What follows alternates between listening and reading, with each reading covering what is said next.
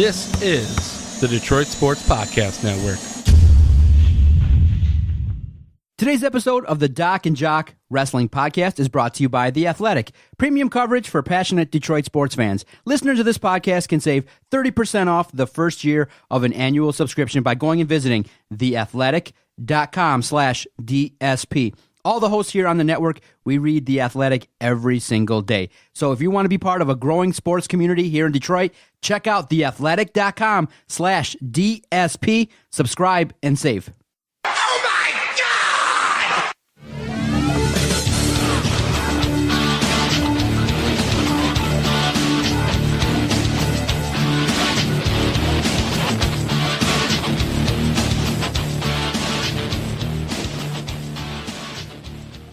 Welcome, everybody, to Doc and Jock's Wrestling Podcast. This is episode 43. Boy, do we got a jam-packed show for you today. This is the go-home podcast for Summerslam, and we've got a ton of news and notes covering CM Punk being sued by his former best friend. What? All kinds of things going on with ROH and New Japan. Plus, we've got a bunch of injuries to get you updated on, as well as a very, very important passing this past Monday. You know we're going to have our SummerSlam predictions, so you're going to want to stick around for those. And, of course, we review Raw and SmackDown, telling you the good, the bad, and the trash. And doing this all with me, he is the man, he is the myth, he is the legend, he is the Doc, John Macaroon. You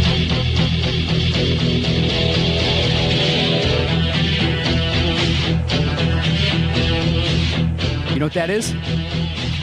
Is that Bret Hart's? Nope, it's a version. Bret Hart's became this.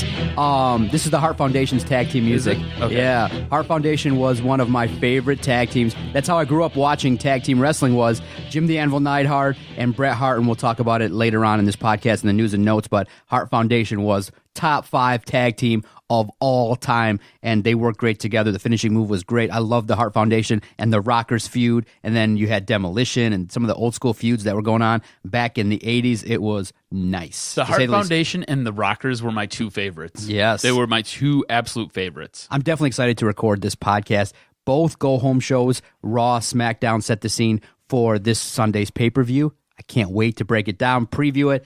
First and foremost, though, I think that we both were impressed regarding Renee Young. I think that, holy cow. Outstanding, dude. Wow. She's good. She was really good, and it leads us to kind of maybe open up and ask, you think she deserves that job full-time? I do. Yeah. Like Coachman seems so off all the time. I think he would be better suited to be doing backstage interviews, hyping, yes, other stuff. To be the interview guy, or to do more produced pieces, because he's very good in front of the camera. He just struggles, and he seems kind of out of his element. It really does seem like when you listen to Coachman, you kind of go back 10 or 15 years, because he's still stuck in this time warp. He's not really up on what's going on with some of these guys, and I think he sometimes struggles with Vince screaming in his ear, whereas Renee Young, flawless. So we open Raw. Ronda Rousey comes down to the ring and cuts a promo giving support to Natty, as obviously everybody heard Jim the Anvil Neidhart passed away earlier in the week. I think he passed away that Monday prior to Raw. Then she intros Ember Moon. Alexa Bliss then comes out with the security team and Alicia Fox. Rousey dismantled the security squad before the match. In the end, Ember Moon defeated Alexa Bliss, but Rousey was the star of the opening sequence. Everybody's talking about it. Everybody wants to see what's going to happen. Ronda Rousey versus Alexa Bliss. We're going to talk about it. We'll preview it. Many people are now swaying and saying, look, Alexa Bliss probably not going to walk out of that building with the title. Yeah, I don't know how you would put the championship on her. I was really impressed with Alexa Bliss in this entire opening montage. She did a great job coming out, cutting the promo, and really conveying the message of sympathy for Natalya. And then she does a great job with the introduction for Ember Moon. And then she does a great job with the mean face. That's what she's got. She's got two faces, mean face, happy face. That's what she's got. And then she does a good job with mean face. And she does a great job dismantling the entire security squad. And she looks like a legit contender right now. I enjoyed it. Did any part of you think Natty would show up on Raw just to honor her dad and then just take the rest of the time off this summer? Yes. A small part did, but I totally understand why not, because she was really close to her father. Yeah. So his passing, and I don't know if it was unexpected or not. I know he was dealing with some health issues, and he wasn't in the best of shape, but he was only 63. Yeah. So young. I don't know. All right, so we have a very solid tag match with Finn Balor and Braun Strowman. They ended up defeating Jinder Mahal and Kevin Owens. I personally enjoyed this tag team to help move along both of these storylines. You have two storylines going on in this tag match. I think it helps move everything along and kind of get you to where you want it to be. How did you feel about this? Yeah, my thought watching the match was, you know what? You're trying to elevate these mid-card guys. Some guys are going to move on, obviously, to main event status. Kevin Owens, just earmarked for main event runs down the line, maybe in early 2019. Finn Balor, obviously, is going to be a major player. You got Braun Strowman. Jinder Mahal is kind of the oddball in that he's kind of the guy that you go, well, he's being put in the mid-card status, but he's kind of just a jobber guy. I don't like the way his character has been de-evaluated. I don't like the way his character has been devalued since he lost the title. But in the mix, I did exactly. But in this matchup, similar to you, I definitely was okay with it. Yeah, I thought it was decent. What'd you make of the triple threat match between the B team, the Leaders of the World, and the Revival? Now, this match might be Matt Hardy's very last match for some time. And we'll talk about that later on in news and notes.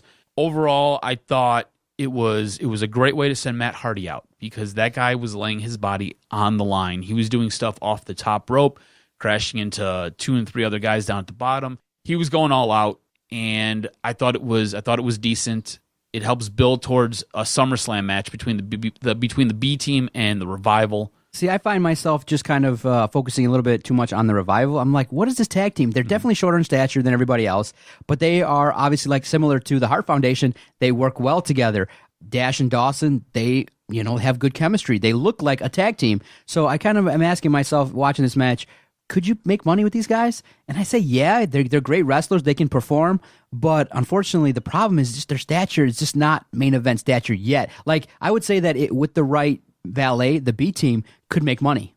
It's the gimmick. You're talking about the Revival, right? Yes. So the gimmick of the Revival is we're top guys. Yeah, we're top guys. We're dudes, right? We're like the best dudes.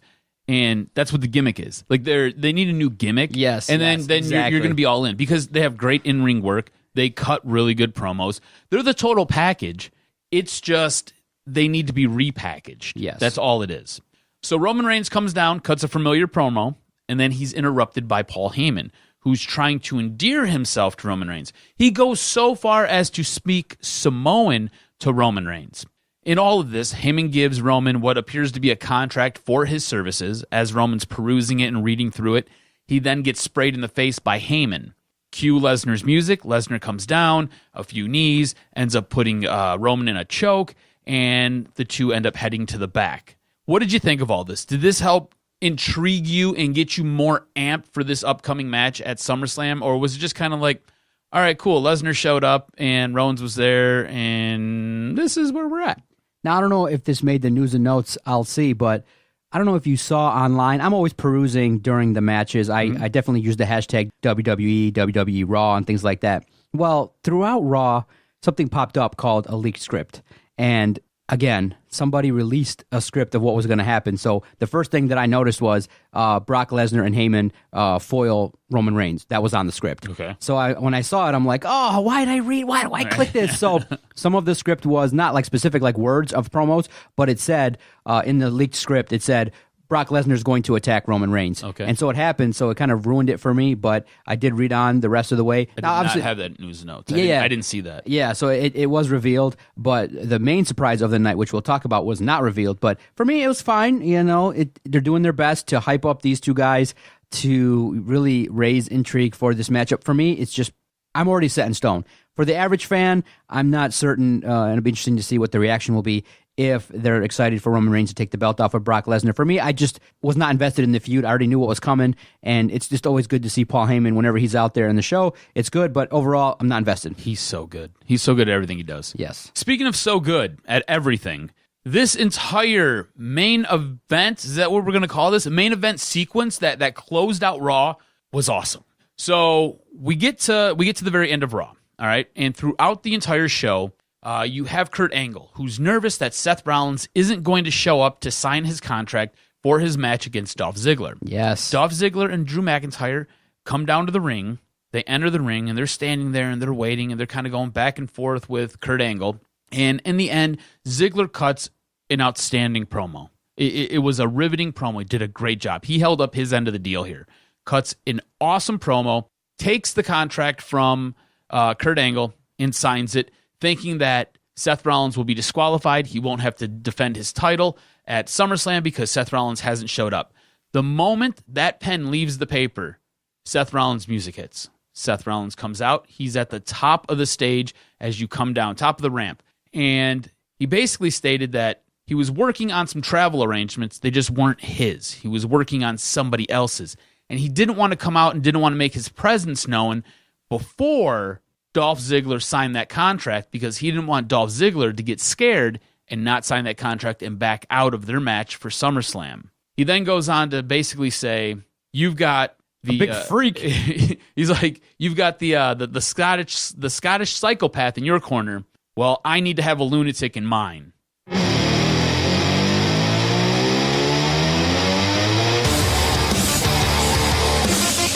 It's Uncle Dino, baby! Uncle Dino's back. Dean Ambrose. And he looks different. Awesome. Yes, he looks totally different. Shave the head. And he looks like he's been working out, like doing like a prison workout. Like he looks jacked, but he looks jacked in like a weird sort of way. Yeah. I don't know how to describe it. It was nice to see. I was a little bit disappointed that this didn't happen at SummerSlam or the night after, but you understood why it happened, and it was good to see that. Okay, does it now make you more interested now? Yes. Do you remember last week when we were talking about this? I said there had to be something else to make this to give this match a little bit more of a rub. Yes, this was it. That was it. I want to watch SummerSlam for this match. Exactly. And only this match because I want to see what happens with Dean Ambrose. And I just hope they don't ruin now Dean Ambrose. The guy put in the work. He looks good. It's what a return should be. Something different. He looks bigger. And now it kind of feels like there's an opportunity for a heel turn or maybe some kind of run now for Dean Ambrose going forward because he looks good. He looks like he's ready to get back in the mix and hopefully he stays healthy. But this character looks good. But again, I don't like the lunatic version of it. I like badass version a little bit better. Right. Just talk normally, be a badass, and maybe in our predictions we'll see if one of us has maybe a swerve. Maybe Dean Ambrose is part of the Shield. Maybe he won't walk out. We'll see. I did like Dean Ambrose coming out. I liked how jacked he seemed. Like not physically, but like he was pumped up. Yeah, he was pumped. happy to be there. Yeah, exactly. And I enjoyed watching him in the ring. Normally, my biggest critique of Dean Ambrose, His wrestling. yes, his punches are absolutely atrocious. Yeah. He looked like he put some work in because when he attacked Dolph Ziggler first, it looks like he legitimately was hitting him. Exactly. Not like normally. Normally he looks like he's pulling his punches. Looks like he was legitimately making contact with him, and it was good. Same thing when he attacked Drew McIntyre. I thought it was awesome. I thought this was great. I thought Raw Much better. much better. This was the entertaining. best Raw we've had in probably 6 weeks. Exactly. I concur 100%. It was enjoyable. And obviously when you have a great return, it hypes everybody up. The way they remember Jim Neidhart brought back old memories. I thought the show flowed well. Even with the women's matches, I was invested. It was a solid 3-hour edition, a go-home show that you're supposed to have prior to the biggest pay-per-view of the summer. Yes. I wish that they would take this formula that they use And build it throughout the summer. yes, and use this to catapult your product because it was a good show. Exactly. You know? So now we go to SmackDown.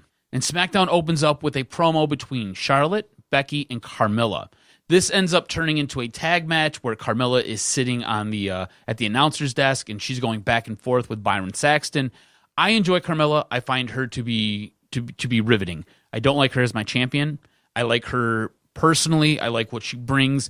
She does not need to be the women's champion on SmackDown. All that being said, what did you make of this opening promo before it went into the tag match?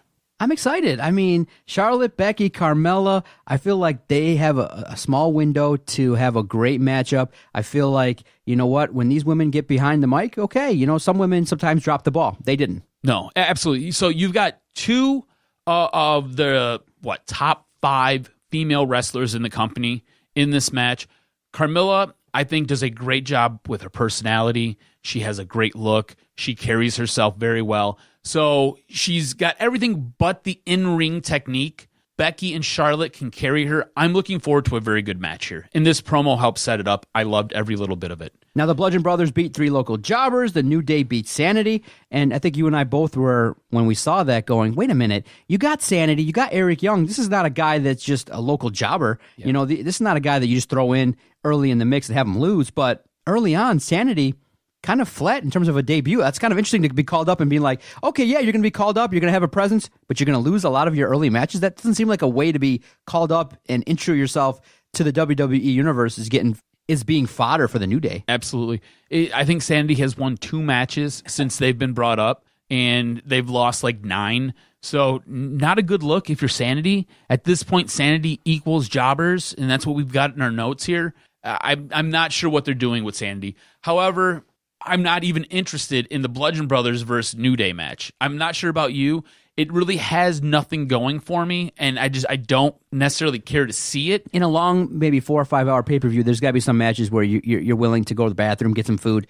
Bludgeon Brothers, probably a New Day match. It could steal the show because of the fact that the New Day always are hard workers and things like that, but if you want to pass on a match, could be one. I agree with you 100%. What did you think of it was a 3-part video package that basically built The Miz and Daniel Bryan's match at SummerSlam. This goes all the way back to when Daniel Bryan was in NXT with The Miz as his professional and Daniel Bryan was the new guy, all the way to just recently where Daniel Bryan attacked The Miz from behind. Just fine, but here's the thing. This is one of those builds where you don't really need much. No. You don't have to have video packages. We all know the history. I mean, most fans know that The Miz and Daniel Bryan don't like each other. I'm more in line with face-to-face stuff, more in-ring action, both back and forth. So they did it this way with a 3-part video package. That's fine. I'm okay with that. But for me, this is just one of those, you don't even need a build. You just get these guys to Sunday. Hopefully they're healthy and they put together a good match. It's going to be solid. So it didn't make a difference to me. It didn't hit home because of the fact I'm already ready for the match. What I think they could have did better, because I think the most gripping part was the Talking Smack segment. Yeah. If they could have really elaborated and built that out a little bit more. When they had Daniel Bryan sitting in for his one-on-ones, he seemed overly scripted. It didn't seem natural to me, and that kind of took some of it away. It just whatever luster was there was just kind of wiped away for me. I needed more of that Miz getting in Daniel Bryan's face and everything that kind of culminated, because that was really what re-sparked this whole thing, was the Talking Smack segment. And Talking Smack was great. I don't know why WWE got rid of it. I'm really frustrated they did, but I needed more of that. What did you make of the backstage promos between Paige and Samoa Joe, then Paige and AJ Styles? This all led to the final promo where Joe basically grabs a note and reads it to AJ Styles, and this note is supposed to come from AJ's wife, Wendy. This is Joe at his absolute best. Joe is playing the psychological games. He is toying with AJ Styles. AJ Styles looked befuddled in the ring as it faded to black. I thought this was great because the initial promos between Paige and Samoa Joe and Paige and AJ Styles left a lot to be desired, and boy, they delivered in the final, 5 or 10 minutes of SmackDown. Samoa Joe is awesome. Very awesome. Great matchup coming. I think everybody's going to be glued for that match. A match that most people will view in their top 3 as a match that they want to see. Build has been great. I like it. Anything with AJ Styles, Samoa Joe, they have a chemistry. They have a working relationship. It'll steal the show. It'll be by far a great matchup. And probably, I hate to say it, but a likely scenario in which a title change probably could take place. So it'll be interesting. So that was a little bit weird. Police interrupted our podcast here, so that was awesome and totally different, crazy things unrelated to Doc and Jock. Yes. So totally crazy things going on around the studio. Anyways, I thought SmackDown was very good. Yes. I thought it did a good job getting you to giving you your take-home show and helping build what needed to be built for SummerSlam. I thought it was good. I don't think it hit the high notes quite like Raw did, but I don't think it had the lows that Raw did either. And I think that was basically based because it's a 2-hour show, so they don't have as many lows. But overall, I thought SmackDown was very good. Very good shows. I feel like the SmackDown portion is on par with the Raw. It'll be interesting to see. There'll be some matches where, you'll say, okay, you don't have to be as invested. Obviously, some tag team matches, some women's matches if you're not into that.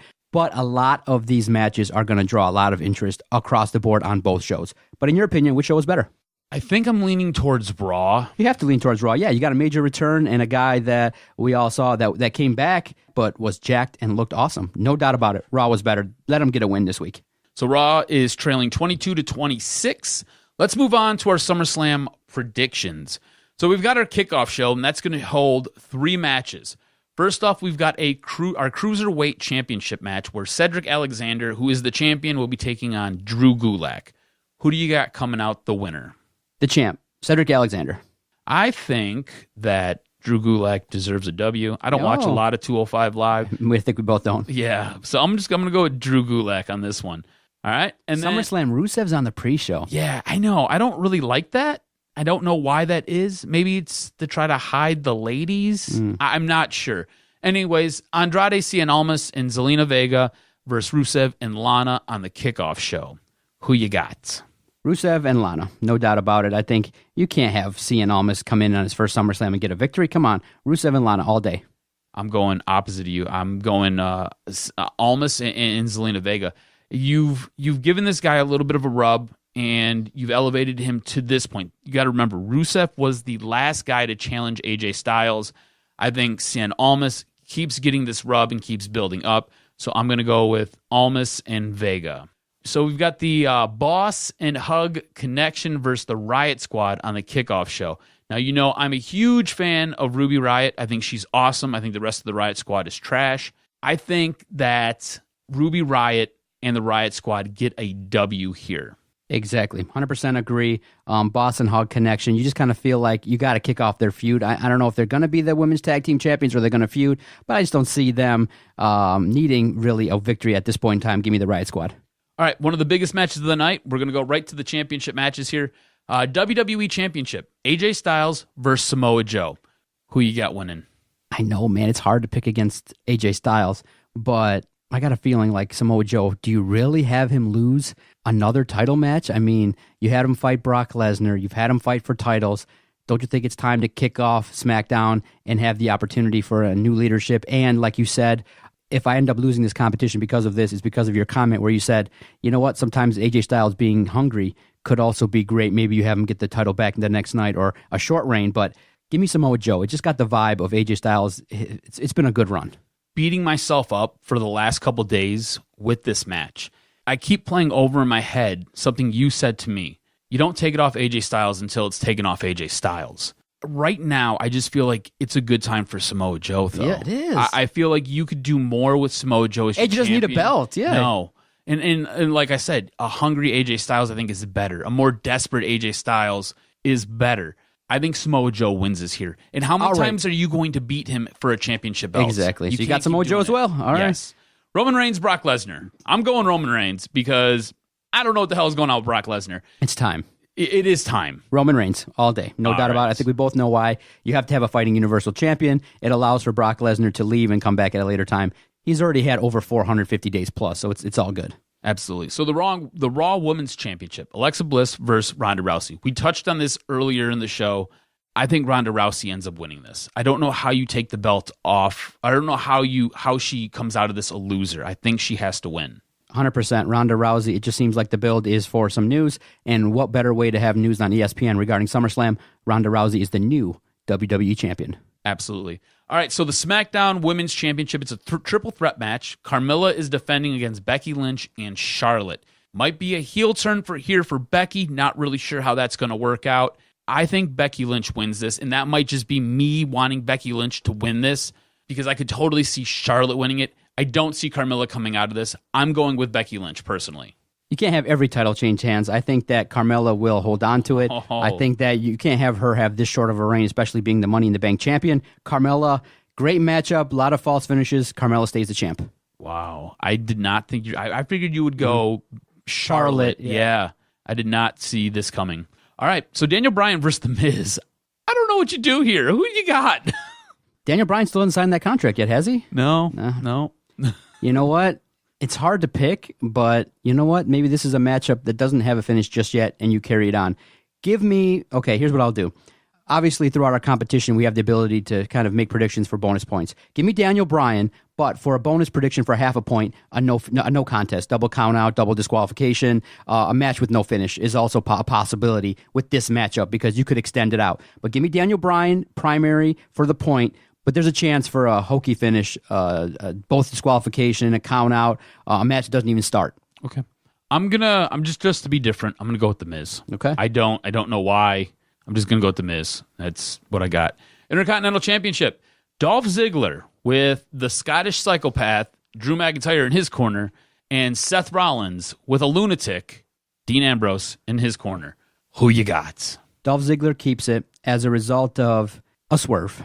Ooh. You need a massive heel. You need a star heel now that potentially Roman Reigns is going to be a face. And what better way than to officially destroy the Shield as to have the fall being overtaken with a feud, Seth Rollins and Dean Ambrose. So I think you got a massive opportunity for Seth to have an opportunity to pin 1-2.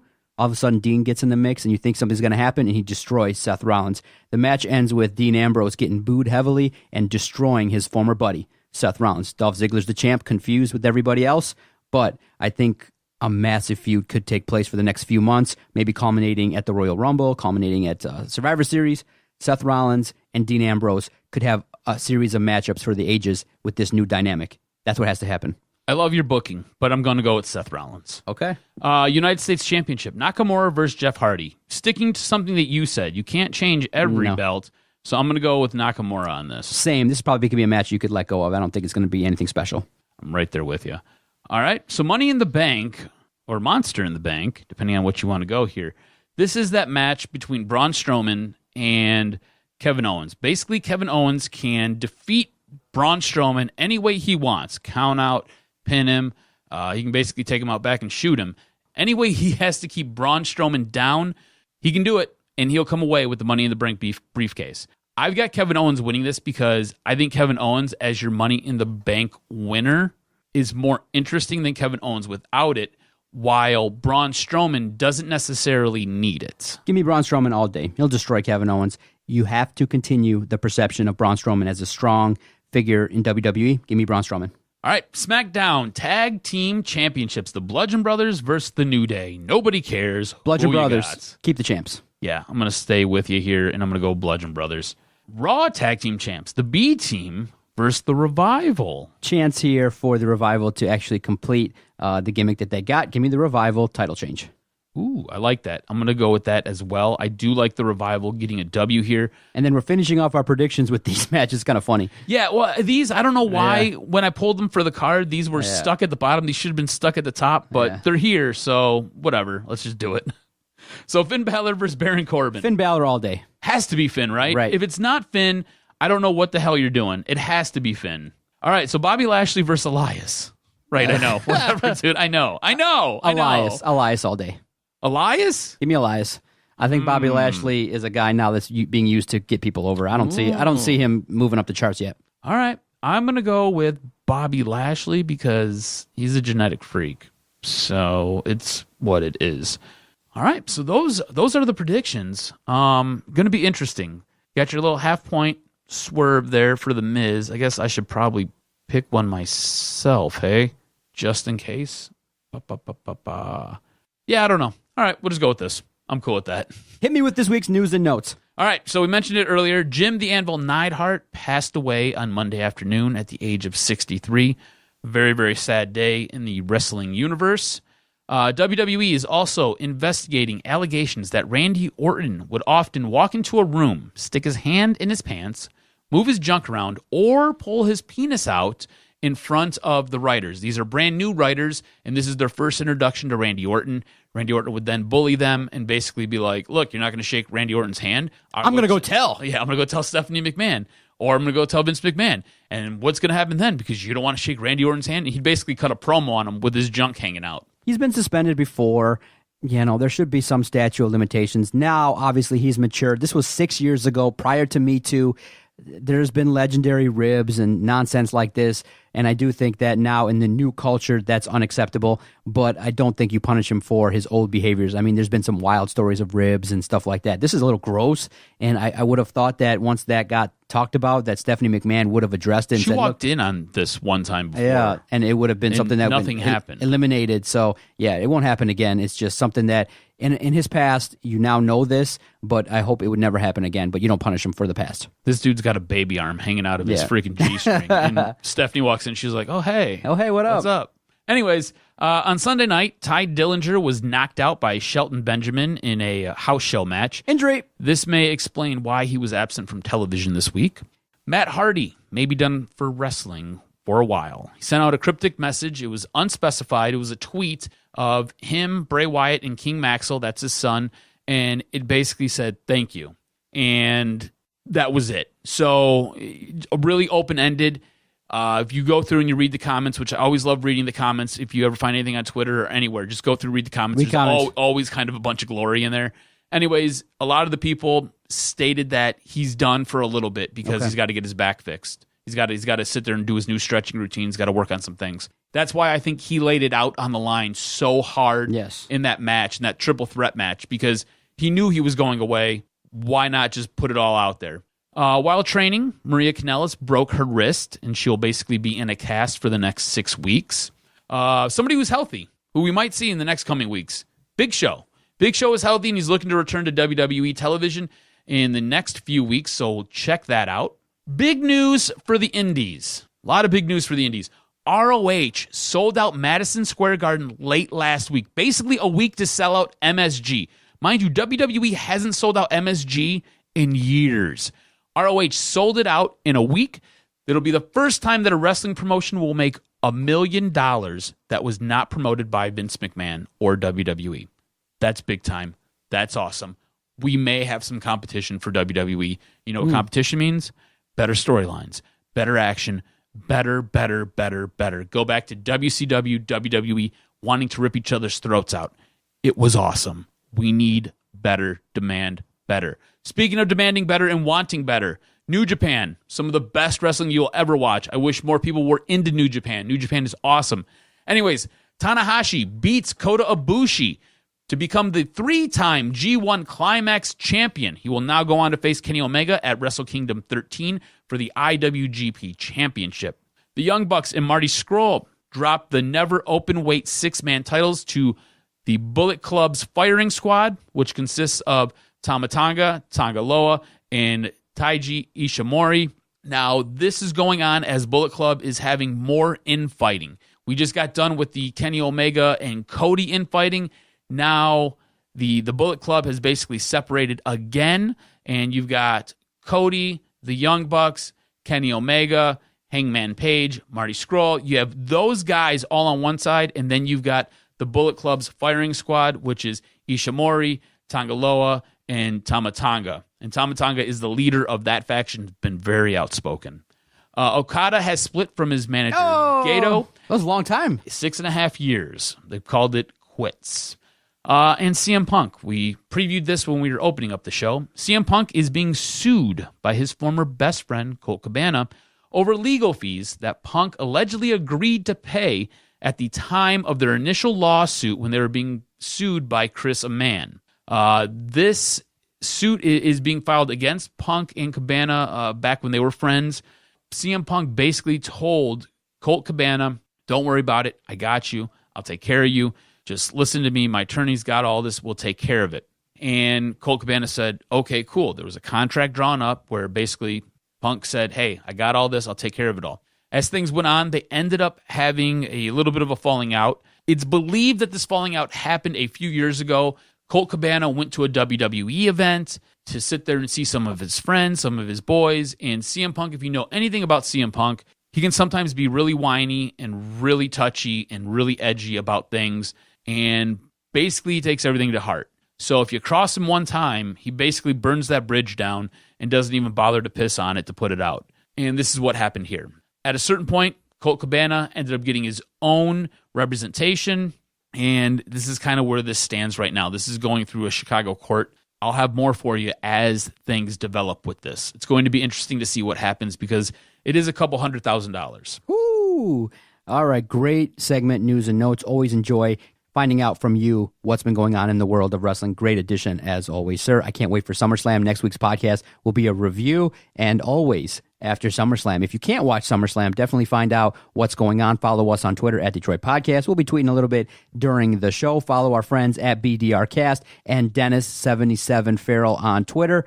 You can check out all of our friends that do wrestling podcasts. Dennis does a great one with Petey Williams and James Ellsworth at the WrestlingPerspectivePodcast.com. Our friends at the BDRcast, Breaking Down the Ring. They broadcast live every Wednesday via the Podcast Detroit platform. You can go to check out podcastdetroit.com, their app, the most inappropriate wrestling podcast. They do great work, and they're friends of ours at BDRcast on Twitter. And again, they broadcast live every single Wednesday, 9:15 or so on the Podcast Detroit platform. I can't wait to recap. And if you can't watch SummerSlam, watch Raw and SmackDown after SummerSlam. It'll be fun. New debuts, new angles, maybe even some people changing from one show to the other. Do you sometimes wish that we just did more with news and notes instead of just reviewing Raw and SmackDown? Because sometimes the real life stories are better than what goes on in the ring. No, it's all good. I like the way the show lays out. People are involved. Good listens on that Friday, and the show lays out pretty good. The one thing, like I said, I think we'll do more of is a couple more interviews here and there. That's all. Just get some other perspectives of what people think of the shows as opposed to just hearing you and I blow via back and forth. Because people know roughly what we think now after 40-plus podcasts. It's nice to get other voices as well, and that's what we'll do. We'll keep evolving. Don't worry. Absolutely. Great show. Always enjoy it. Let's continue to enjoy a great week of wrestling. See everybody next time on the Doc and Jock Wrestling Podcast. We out.